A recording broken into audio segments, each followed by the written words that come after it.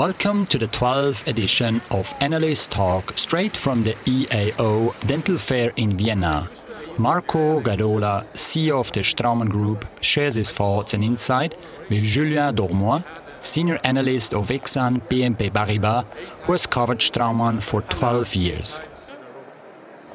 So good morning, Marco. Thank you very much for hosting me here at the EAO Congress in the beautiful city of Vienna, where you're launching the premium fully tapered BLX implants, for which the rollout is anticipated in 2019. Could you remind us of how much an opportunity that is for you and whether you would expect a BLT-like growth trajectory? Roughly 1 out of 4 implants placed are fully tapered implants. So we talk here a market volume of roughly 6.3 million implants at global level. Out of these 6.3, we estimate roughly 1.5 million are premium fully tapered implants. And that's obviously a segment for which we don't have a solution yet.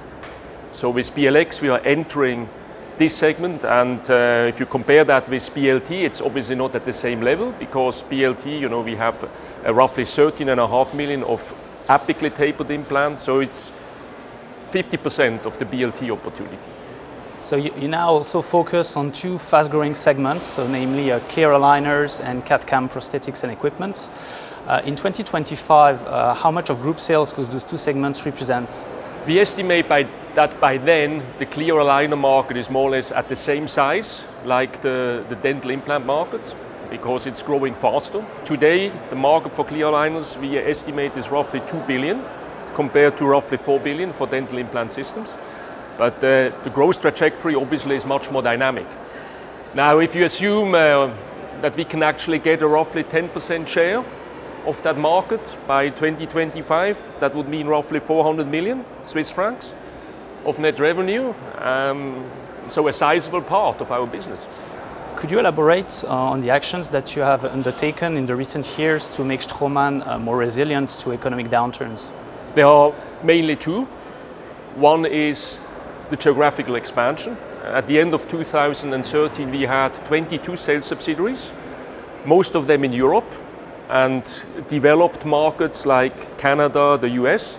Today we have more than 60 sales subsidiaries.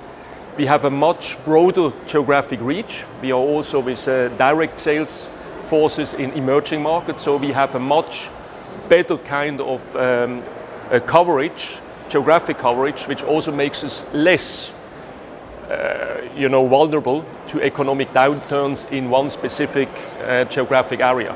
And secondly, we have built the non-premium franchise. Tendentially, during crisis, in economically difficult situations or in environments, the tendency is to go for more cost-effective solutions, and we have this available too.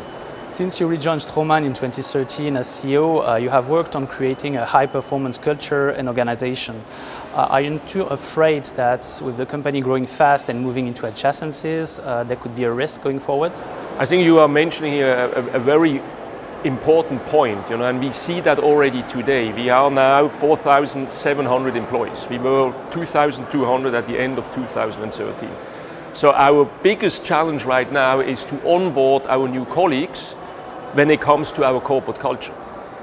So we are now, kind of redefining what do we really want to do in terms of making sure that, all our employees have the same mindset and the same spirit. Onboarding is very important. So from the very beginning, when new colleagues are joining us, we are actually, putting a lot of emphasis on our corporate culture, on the core behaviors we want to see. And we also are working on new formats, training formats, to actually being able to digest the huge amount of new colleagues which have already joined us during the last couple of years and will join us in the future. That concludes this edition of Analyst Talk. Thank you for your interest, and we hope that you will tune in to the next edition later this year. We also invite you to join our Q3 sales update on 30th of October. Until then, goodbye.